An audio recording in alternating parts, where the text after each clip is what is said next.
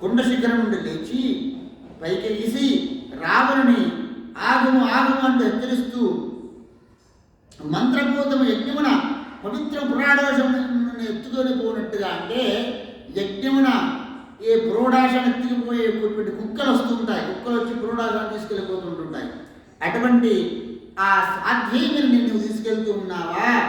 శూన్యమైన ఆశ్రమం నుండి లోకనాథులకు భగవాను యొక్క భార్యను నీవు అపహరించి కూర్చు ఉన్నావు. ఎవడవు నీవు అని పలికిన వాడై సంపుడకు రావణ రథమును ముక్కలుగా చేసేసినట. ఎవరు? ఆ జటాయువు.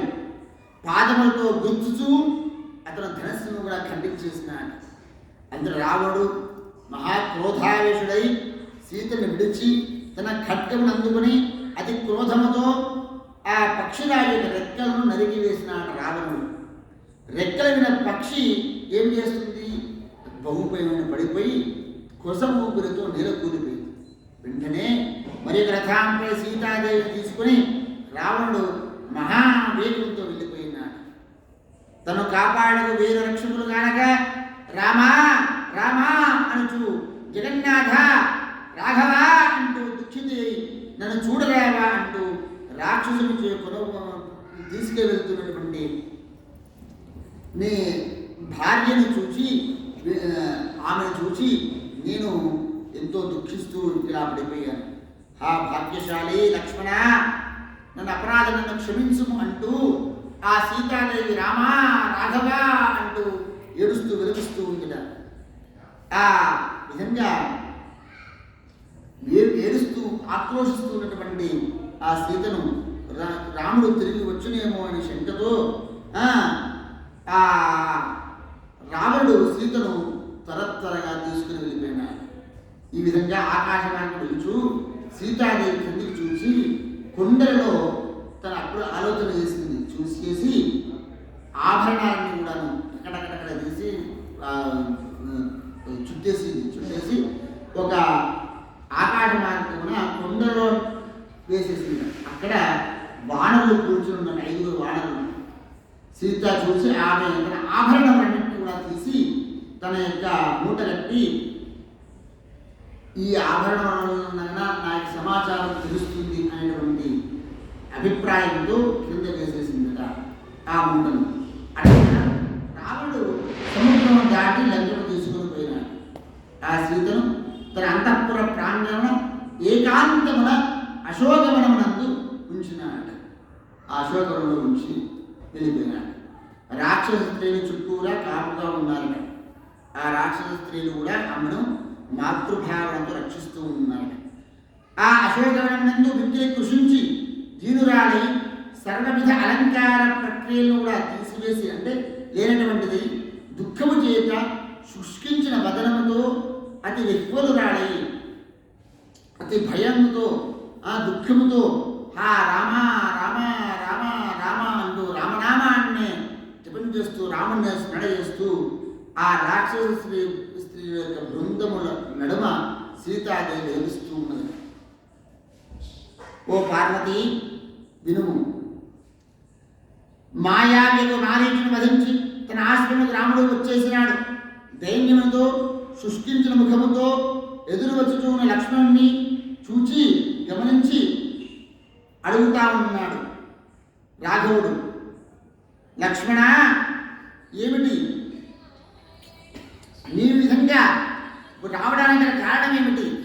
ఎందుకు ఇలా శోకిస్తూ ఉన్నావు? కుటీరనిందే అనాసక్తుడని ఉదయాసీనముగా ఉన్నటువంటి అంటే ఆ కుటీరనిందే నువ్వు సీతాదేవి యొక్క రక్షణగా ఉండమని చెప్పినాను కదా, నువ్వు ఎందుకు వచ్చినావు అని తెలుపగా లక్ష్మణుడు చెప్తూ ఉన్నాడు. నేను అంటే ఆ రాముడు లక్ష్మణునికి విషయం తెలియదు కదా. ఆ విధంగా రాముడు లక్ష్మణుడు వచ్చేసరికి అక్కడ ఎవరు కూడా లేరు.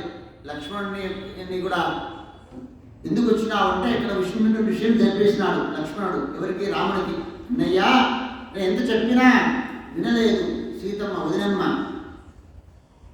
అనేకుడు అంటే నీకు చెప్పరాని లేనటువంటి మాటలతో నన్ను ఆమె చాలా దూషించినది, దాన్ని భరించుకోలేక నేను నీ దగ్గరికి వచ్చినాను అని తెలుపగా, అప్పుడు రాముడు లక్ష్మణుడితో కలిసి కుటీరంలోకి వచ్చేసరికి అక్కడ అమ్మవారు లేదు. ఆ విధంగా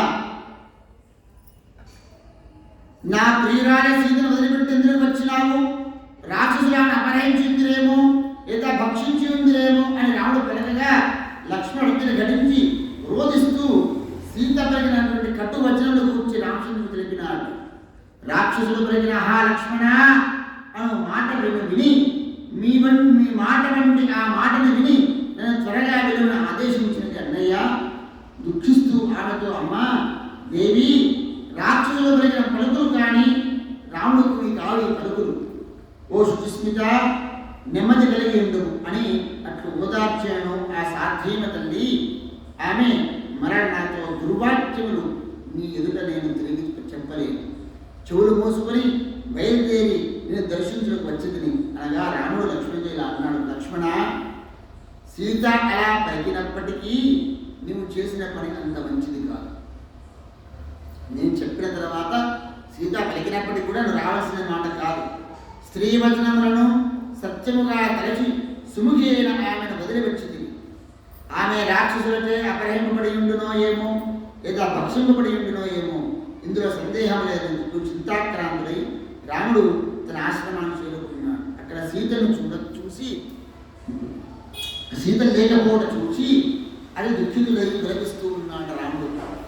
హా ప్రియురాలా, ఎక్కడికి వెళ్ళిందివి? పూర్వం వల్ల నీవు ఆశ్రమంలో కానరావేమి, లేదా నన్ను మోహింపజేయకు పరిహసించుకు ఎటుడైనా దాగి ఉంటివా అని అక్కడ ఇక్కడ వెతుకుతూ ఆ వనమంతయు గాలించినాడు. ఎక్కడ జానకీదేవి కనిపించరాదు. అప్పుడు రాముడు ఒక సాదా సీదా మానవుల వలె, ఓ వనదేవతలారా, సీత ఎక్కడ, నా ప్రియురాలు ఎక్కడ, కనిపించిన మృగములని తర్వాత చెట్లను అడుగుతూ ఉన్నాడు. ఓ పక్షులారా, వృక్షములారా, నా సీతను చూసినారా, విలపిస్తూ చూసినారా అంటూ విలపిస్తూ సర్వదా సర్వజ్ఞుడు రాముడు అన్ని విధములా వెతకి సీతను ఎక్కడ చూడలేకపోయాడు. ఆనంద స్వరూపుడైనను అతడు శోభిస్తూ ఉన్నాడు. సాధారణ మానవుడి వలె నిష్ఠుడైనను అటు ఇటు పరిగెత్తుతూ ఉన్నాడు. మమకార రహితుడైనప్పటికీ, అహంకార శూన్యుడైనప్పటికీ, అఖండము ఆనందమే తన రూపు అయినటువంటి వాడైనప్పటికీ నా భార్య, నా సీత అని దుఃఖంతో విలపిస్తూ ఉన్నాడు. ఈ విధముగా రఘుత్తముడు అనాసక్తులైనను మాయను అనుసరించు మూఢులకు ఆసక్తి కలవాడుగా, మాయను అనుసరించేటువంటి మూఢులకి తెలియకుండా ఉండే విధంగా, అజ్ఞానులకు, తత్వవేత్తలకు మాత్రం ఆ విధంగా కనిపించడు. ఈ విధంగా అంతటా వెతుకుతూ లక్ష్మణుడై రాముడు విరిగిపడి ఉన్న రథమును, ఛత్రచాపములను, భూమిపై పడి ఉన్నటువంటి రథమును చూసి లక్ష్మణుడు ఇలా పలుకుతున్నాడు, లక్ష్మణ, ఇది చూడు, ఎవరితో ఒక చేత కొనిపోడుచున్నటువంటి సీతను మరి ఒకడు అతని యుద్ధమున గెలిచి అపహరించుకొని పోయి ఉన్నాడేమో. మరికొంత దూరం నడుచుతూ పోయిన తర్వాత రక్తసిక్తమైన పర్వతం వంటి శరీరమును చూసి మరలా అంటున్నాడు. ఆ రక్తసిక్తమైనటువంటి ఆ జటాయువును చూసినాడు, కానీ తను గుర్తించలేకపోయిన జటాయువును కూడా, ఈ ప్రాణియే నా జానకిని భక్షించి అత్యంత తృప్తితో భుక్తాయాసంతో ఏకాంతంగా నిద్రిస్తున్నదేమో. చూడుము, ఈ నిషాయుడిని వధించగలను, శీఘ్రమే నా శరచాలను తీసుకుని సోదరా అని అన్నాడు. ఆ రాముడు